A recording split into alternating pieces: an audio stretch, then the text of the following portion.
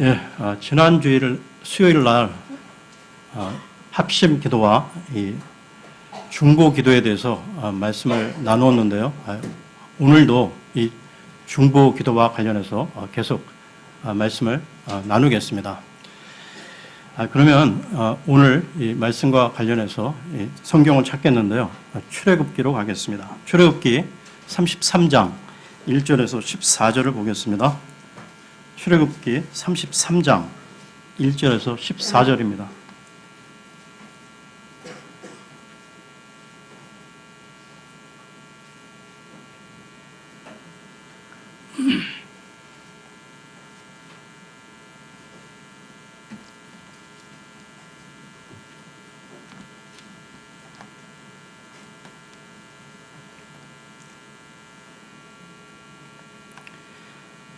주께서 모세에게 이르시되 너와 또 네가 이집트 땅에서 데리고 올라온 백성은 여기를 떠나 내가 아브라함과 이삭과 야곱에게 맹세하여 말하기를 내가 네 씨에게 주리라 한 그 땅으로 올라가라.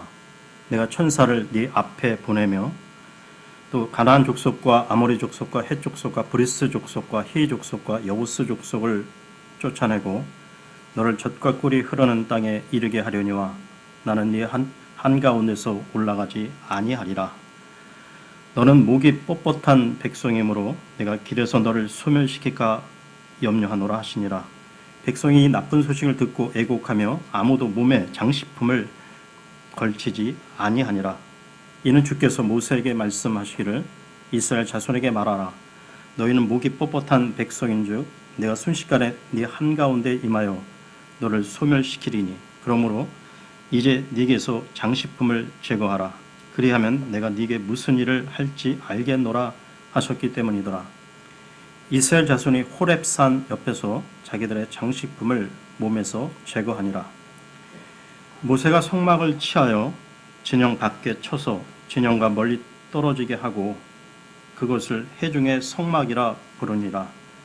주를 찾는 자는 다 진영 밖에 있던 해중의 성막으로 나갔으며 모세가 성막으로 나갈 때에는 온 백성이 일어나 저마다 자기 장막문에 서서 모세가 성막에 들어갈 때까지 그를 바라보았더라.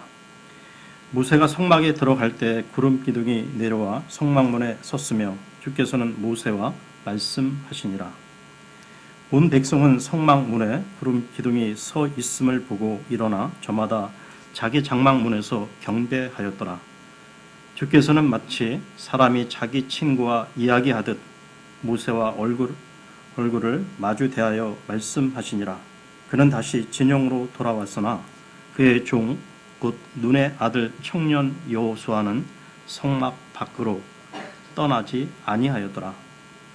모세가 주께 아뢰되 보소서 주께서 내게 이르기를 이 백성을 데리고 올라가라 하시면서 나와 함께 보낼 자를 내게 알려주지 아니하셨나이다. 주께서 전에 말씀하시기를 나는 너를 이름으로 알고 너도 내 눈앞에서 은혜를 입었도다 하셨나이다. 그러므로 이제 언하오니 내가 주의 눈앞에서 은혜를 입었사오면 이제 주의 길을 내게 보여주사 내가 주를 알게 하시고 또 내가 주의 눈앞에서 은혜를 입게 하소서. 또한 이 민족이 주의 백성임을 깊이 생각하소서 하매 그분께서 이르시되 내가 네 앞에서 너와 함께 가리라. 내가 네게 안식을 주리라 하시니. 지금 읽은 이 내용은 출애굽한 그 이스라엘 백성을 이끌던 모세가 주께 호소하며 중보 기도를 하는 내용인데요. 주께서 모세의 기도를 들으시고 주께서 마음을 바꾸셨다는 이야기입니다. 3절을 다시 보십시오. 3절입니다. 너를 젖과 꿀이 흐르는 땅에 이르게 하려니와 나는 네 한가운데서 올라가지 아니하리라. 너는 목이 뻣뻣한 백성이므로 내가 길에서 너를 소멸시킬까 염려하노라 하시니라. 주께서 이렇게 말씀하시자 모세는 다음과 같이 주께 아뢰는데요. 주님이 같이 안 가시는데 저 혼자 어떻게 가라고 하십니까? 어떻게 제가 이 많은 백성을 감당하라고 하십니까? 주께서 전에 말씀하시기를 나는 너를 이름으로 알고 너도 내 눈앞에서 은혜를 입었다 하셨은즉 내가 참으로 주의 눈앞에서 은혜를 입었사오면 원컨대 주의 길을 내게 보이시사 내가 주를 알게 하시고 내가 주의 눈앞에 은혜를 입게 하소서. 또한 이 민족이 주의 백성임을 깊이 생각하소서 하고 호소했는데요. 바로 이때 하나님이 신기한 대답을 하셨다는 것입니다. 33장 14절을 다시 보겠는데요. 14절입니다. 그분께서 이르시되 내가 네 앞에서 너와 함께 가리라. 내가 네게 안식을 주리라 하시니. 그러니까 처음에 아까 그 3절에서 주께서 너희와 함께 가지 않겠다고 하셨는데요. 이 모세가 이처럼 중보 기도를 했더니 하나님은 여기서 그래 알았어. 그러면 내가 함께 갈게 하셨던 것입니다. 즉 하나님께서 돌이켜 마음을 바꾸셨던 것이죠. 여러분 우리가 이 기도했다고 그 역사에 대한 하나님의 주권이 바뀌는 것은 아닙니다. 그러나 하나님 역사의 큰 틀에서 많은 경우에 하나님의 절대적인 뜻이 아닌 상대적인 뜻이 담긴 문제에 대해서는 우리가 기도하면 하나님께서 우리의 호소를 들으신다는 것이죠. 본문의 사건이 그런 사건의 하나라 할 수 있습니다. 바로 이것이 기도의 큰 능력이라 생각이 드는데요. 그것 때문에 우리 그리스도인들은 그런 사건, 우리 그리스도인들은 이 큰 특권을 가지고 있다고 볼 수 있다는 것입니다. 그러니까 그런 사건, 즉 하나님이 뜻을 바꾸신 내용이 성경에 여러 군데 나오고 있는데요. 그 중에서 히스기야의 기도가 생각이 납니다. 히스기야가 그 하나님께서 이 세상에서 하늘로 데려가시겠다고 하니까 눈물의 기도를 통해서 15년을 연기시킨 내용이 성경에 나오고 있는데요. 이만큼 기도는 얼마나 큰 특권인지요. 우리가 주의 긍휼과 이 은혜 가운데 자유함과 융통성이 있다는 것입니다. 어찌 보면 기도란 얼마나 가슴 뛰는 모험이 될 수 있는지요. 하나님 앞에 나아가 어떤 문제는 더불어 의논하면서 나아갈 수도 있고 더 나아가 상황을 바꿀 수도 있다는 것입니다. 이 부분에 대해서 어떤 신학자는 다음과 같이 설명했는데요. 하나님의 큰 주권의 틀은 마치 어항과 같다고 했습니다. 그 틀은 깰 수가 없지만 그런데 그 어항 속에 들어가 있는 이 고기들은 어항이라는 그 틀 안에서 상당한 자유를 가지고 있다는 것이죠. 사실 이 하나님의 주권과 인간의 자유 의지에 대한 이 양립 부분은 풀리지 않는 신비이고 수수께끼라 할 수 있다는 것입니다. 그렇지만 분명한 것은 하나님의 주권이 이 기계적인 고정화된 주권이기만 한 것은 아니라는 것이죠. 우리는 하나님의 주권을 믿지만 그것이 인간의 자유의지에 대한 융통성을 제한하는 것은 아니라는 것입니다. 이런 신비한 융통성 가운데 중요한 역할을 차지하는 것이 기도라는 것이죠. 이런 면에서 기도는 특권입니다. 물론 기도는 궁극적으로 본질에 있어서 하나님의 뜻을 행하는 것이죠. 우리의 뜻이 아니라 하나님의 뜻을 이루는 것입니다. 그러나 절대적이 아닌 상대적인 영역 속에서 때때로 내가 하나님과 더불어 기도하면서 어떤 문제를 함께 결정할 수가 있는 것이 바로 기도의 특권이라는 것이죠. 하나님께서 자신의 뜻을 바꾸신 내용과 관련해서 요나서로 가겠습니다. 요나서 3장 10절을 보겠습니다. 요나서 3장 10절입니다.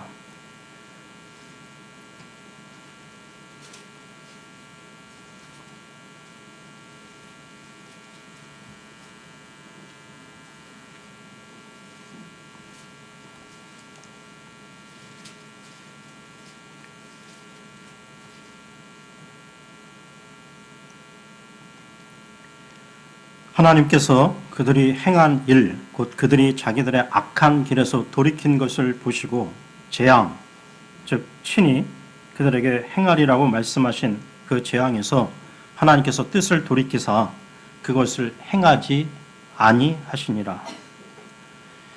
이 구절은 니느웨 성에 대한 말씀인데요.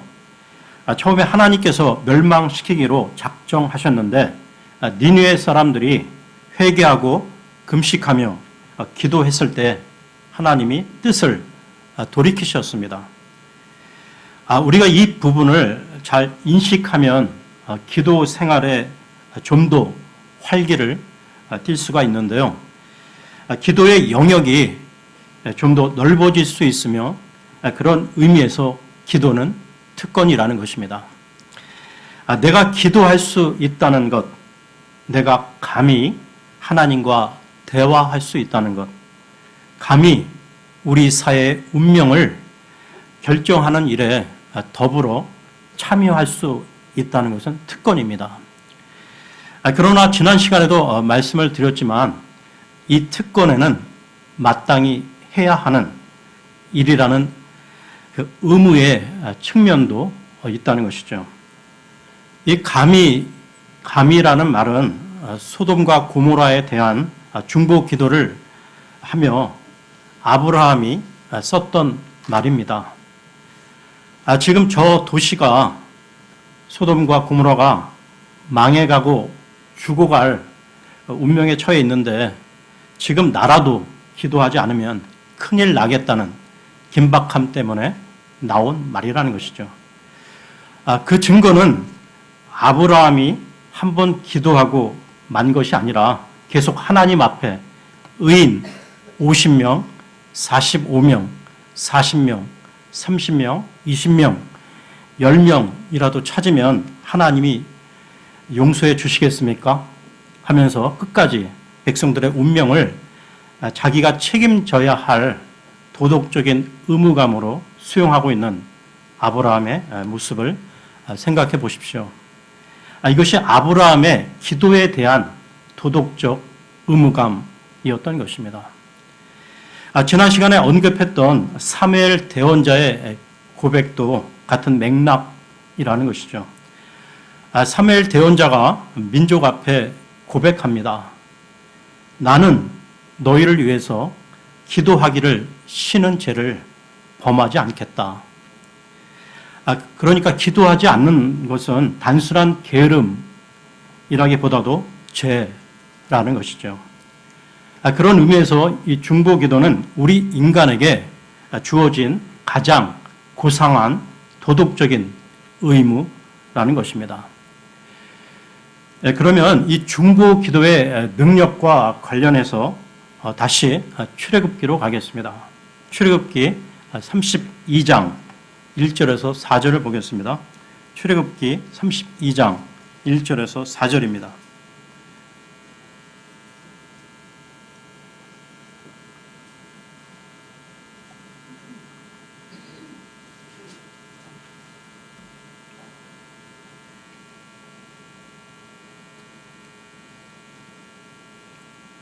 모세가 산에서 내려오는 것이 늦어지는 것을 백성이 보고는 함께 모여 아론에게 가서 그에게 이르되 일어나 우리를 위해 우리 앞에 갈 신들을 만들라.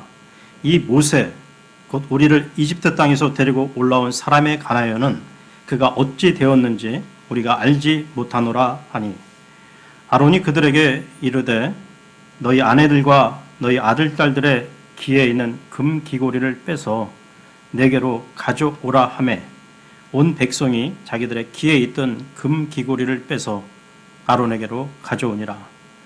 그가 그들의 손에서 그것들을 받아 송아지를 부어 만들고 새기는 도구로 그것의 모양을 내매 그들이 이르되 오 이스라엘아 이것들은 너를 이집트 땅에서 데리고 올라온 내 신들이니라 하므로. 출애굽한 그 이스라엘 백성들이 산에 올라간 모세가 오랫동안 보이지 않으니까 우상인 금송아지를 만들었는데요. 그것은 하나님의 큰 진노를 받기에 마땅한 일이었습니다. 그럼에도 불구하고 이스라엘 백성들은 하나님의 용서를 받았는데요. 32장 14절을 보겠습니다. 14절입니다. 주께서 자신의 백성에게 내리려 하던 그 재앙에서 뜻을 돌이키시니라. 어떻게 된 것일까요? 어떻게 그들이 하나님의 심판을 받지 않았을까요? 30절에서 32절을 보겠습니다. 30절에서 32절입니다. 다음날 모세가 백성에게 이르되 너희가 큰 죄를 지었도다. 내가 이제 주께로 올라가리니 아마도 너희 죄로 인해 내가 속죄하여야 하리라 하고 모세가 주께로 돌아가 아뢰되 오 이 백성이 큰 죄를 짓고 자기들을 위해 금으로 신들을 만들었나이다. 그러나 이제 주께서 그들의 죄를 용서하시옵소서. 그리하지 아니하시려면 원하건대 주께서 기록하신 주의 책에서 나를 지워 버리소서 하니. 모세의 중보 기도인데요. 자기 백성들의 죄를 용서받기 위해서라면 자신의 이름이 주의 책에서 지워지는 것을 감수하기까지 했던 모세의 중보 기도입니다. 모세의 중보 기도가 있었기에 백성들은 하나님의 용서를 받았던 것이죠. 그런데 이 출애굽기 32장하고 대조를 이루는 사건이 에스겔 22장인데요. 출애굽기 32장의 상황과 마찬가지로 이번에도 유다 백성들이 하나님과의 언약을 무시하고 죄를 범했는데요. 그런데 그들은 심판을 받고 멸망을 당했다는 것입니다. 에스겔서 22장으로 가겠습니다. 에스겔서 22장 30절에서 31절을 보겠습니다. 에스겔서 22장 30절에서 31절입니다.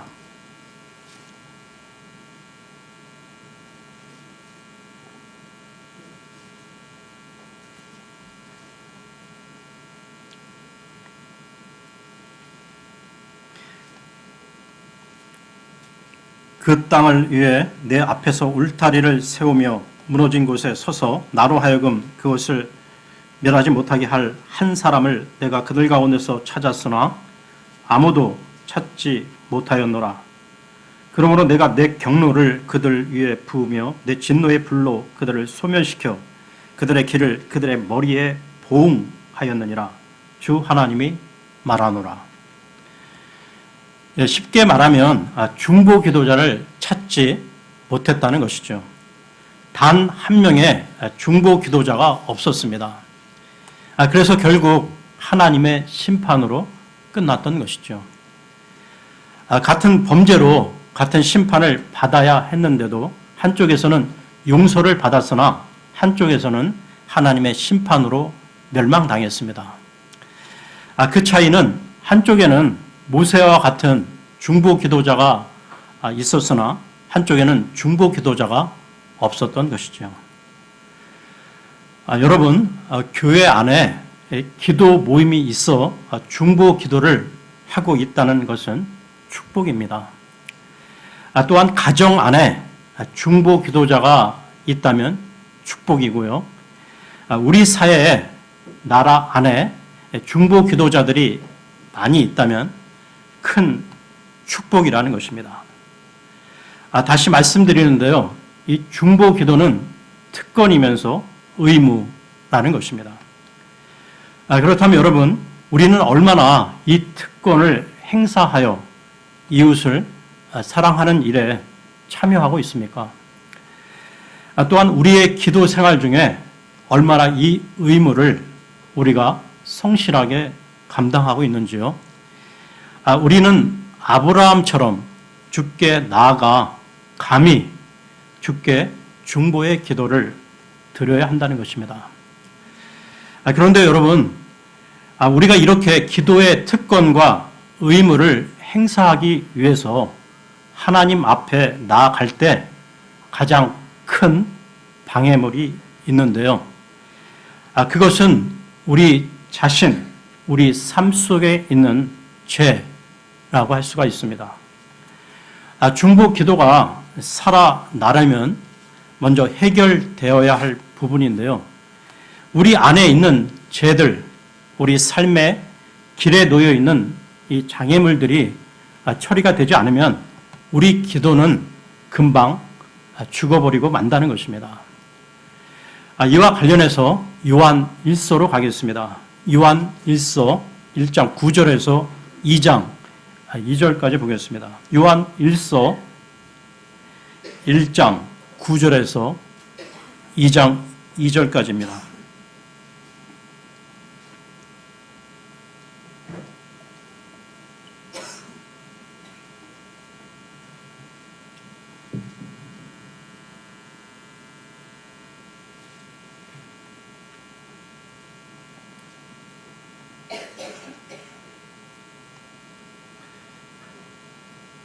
만일 우리가 우리의 죄들을 자백하면 그분께서는 신실하시고 의로우사 우리의 죄들을 용서하시며 모든 불의에서 우리를 깨끗하게 하시느니라. 만일 우리가 죄를 짓지 아니하였다고 말하면 우리가 그분을 거짓말하는 분으로 만들며 또한 그분의 말씀이 우리 속에 있지 아니하니라. 나의 어린 자녀들아, 내가 이것들을 너희에게 쓰는 것은 너희가 죄를 짓지 아니하게 하려 함이라. 만일 누가 죄를 지어도 우리에게 아버지와 함께 계신 변호자가 계시니 곧 의로우신 분 예수 그리스도시라. 그분은 우리의 죄들로 인한 화의 헌물이시니 우리의 죄들뿐 아니요 온 세상의 죄들로 인한 화의 헌물이시니라. 여기서 사도 요한이 아주 민감하게 강조한 것은 우리 그리스도인들도 끊임없이 죄를 범한다는 사실인데요. 다시 성경으로 돌아가 요한 1서 1장 8절을 보겠습니다. 1장 8절입니다. 만일 우리에게 죄가 없다고 우리가 말하면 우리가 우리 자신을 속이며 또 진리가 우리 속에 있지 아니하니라. 여기서 말하는 우리는 분명히 거듭난 그리스도인들인데요. 여러분, 이 무리를 일으키는 그 이단들 가운데 성경 해석이나 교리에 있어서 범하는 최대의 오류가 있다면 바로 이 부분을 인정하지 않는 것입니다. 물론 본질적으로 예수님을 믿었을 때 우리가 죄사함 받고 하나님의 자녀가 된 것은 사실이지요. 그러나 아직도 우리의 현실 속에서 죄를 범하고 있다는 이 분명한 사실을 우리가 외면하고 인정하지 않는 것은 큰 오류라는 것입니다. 더 나아가 그 연장선에서 부도덕한 공동체가 될 수밖에 없는 것도 본질적으로 이런 성경 해석상의 깊은 오류 때문이라는 것이죠. 여러분, 마틴 루터가 말한 대로 우리는 의인이지만 동시에 아직도 죄인이라는 이 두 가지 역설을 받아들이는 것이 성경에 대한 올바른 균형, 감각, 죄이라고 봅니다. 요한 1서 전체가 강조하는 것은 그리스도인들의 죄 문제가 해결되지 않으면 제일 중요한 하나님과의 교제가 끊어지게 된다는 것이죠. 그렇다면 우리의 이 죄 문제를 어떻게 해야 됩니까? 물론 자백해야 한다는 것을 우리는 알고 있습니다. 그러나 이 문제에 관해서 우리는 예수 그리스도의 역할을 기억하고 주목해야 한다는 것이죠. 우리가 죄를 범치 말아야 하는데 우리가 죄를 범할 때 아버지 앞에 선 변호자가 있습니다. 그분이 예수님이시죠. 변호자이신 그분만이 우리의 희망입니다. 그러므로 우리가 죄를 지었을 때 이 변호자인 주님 앞에 달려 나와야 한다는 것이죠. 마귀는 계속 우리를 참소합니다. 네가 이러고도 그리스도인이냐? 이러고도 집사냐? 네가 이러고도 구원받은 사람이냐고. 이 마귀의 역할은 죄인에 대해 정죄하고 고발하는 검사와 비슷한데요. 이 마귀가 와서 정죄할 때 변호자인 예수님은 그래서 내가 바로 저 사람을 위해서 대신 십자가에 달리지 않았느냐고 말씀하십니다. 그때 우리가 예수 그리스도의 피를 의지하여 우리의 죄를 자백하며 다시 일어서야 하는데요. 히브리서로 가겠습니다. 히브리서 10장 19절에서 22절을 보겠습니다. 히브리서 10장 19절에서 22절입니다.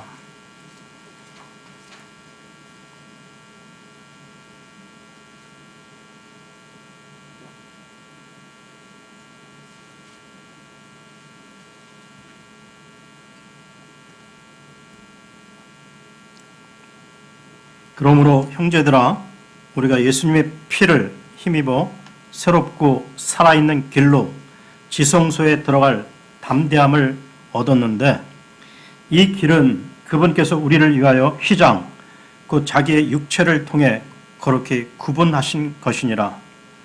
또 하나님의 집을 다스리는 대제사장께서 우리에게 계심으로 우리 마음이 뿌림을 받아 악한 양심으로부터 벗어났고 우리 몸은 순수한 물로 씻겼으니 우리가 믿음에 충만한 확신 속에서 진실한 마음으로 가까이 다가가자. 여러분, 우리가 중보 기도자가 된다는 것은 무엇보다 주님 앞에서 자기의 죄 문제를 처리하는 것을 배우는 것입니다. 보통 죄의 자백이라는 말을 우리가 너무 쉽게 생각하는 경향이 있는데요. 죄를 짓고 자백하고 죄를 짓고 자백하고 반복하지 않습니까? 이 자백이라는 헬라어는 두 가지 말이 결합된 것으로 무엇과 함께, 이 함께라는 말과 말한다가 합쳐진 것으로, 즉 하나님과 함께 말한다는 뜻을 갖고 있습니다. 그러니까 죄를 하나님의 관점에서 보아야 한다는 것이죠. 하나님의 관점에서 나 자신의 죄를 바로 보고 슬퍼해야 한다는 것입니다. 하나님이 얼마나 슬퍼하실까? 하나님이 이런 나 때문에 얼마나 마음 무거워하실까 하는 하나님의 관점에서 죄 문제를 보고 아파하고 고백하면서 자신의 연약함을 직시하는 것이죠. 그리고 하나님, 저를 좀 도와주십시오. 저를 좀 일으켜 세워주십시오. 라고 기도하며 다시 일어서야 한다는 것입니다. 여러분, 우리가 우리의 죄를 고백할 때 용서해 주시는 주님을 전적으로 신뢰해야 해야만 하는 것입니다. 더 나아가 우리는 용서받은 자로서 다른 이들을 위한 중보 기도자로 세워지는 것이죠. 어찌 보면 중보 기도자는 상처받은 치유자라 할 수 있습니다. 우리도 상처를 많이 받았고 범죄했으며 연약하지만 치유를 경험한 사람으로서 아직 치유를 경험하지 못한 다른 이웃들을 짊어지고 기도해 줄 수 있다는 것이죠. 그러기 위해서 우리는 먼저 마음의 깨끗함을 얻고 하나님 앞에서 또 사람들 앞에서 부끄럽지 않게 서야 한다는 것입니다. 그런 다음 나라와 민족, 가족, 친지, 친구 등 지인과 교회와 여러 지체들을 위한 구체적 기도 제목을 정하며 기도해 가야 한다는 것입니다. 오늘 말씀은 마쳤고요. 찬송 한 곡 부르겠습니다.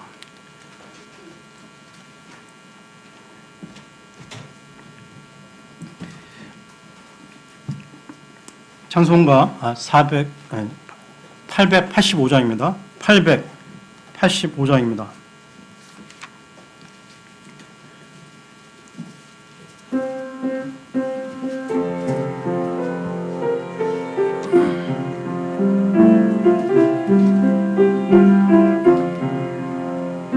우리 십자가에 주님을 바라볼 때 하나님 크신 사랑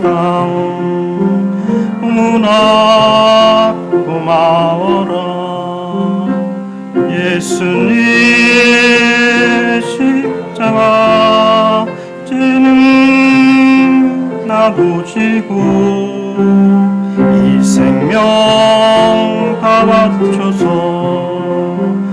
님을 따르리라. 우리의 믿음과 소망을 주시며 사랑으로 세상을 이기게 하셨네. 예수님의 십자가 이제는 나도 지고 이 생명 다 바쳐서 주님을 따르리라. 우리의 모든 간구 응답해 주시며 주님의 은혜로서 충만케 채우시네. 예수님의 십자가 이제는 나도 지고 이 생명 다 바쳐서 주님을 따르리라. 지금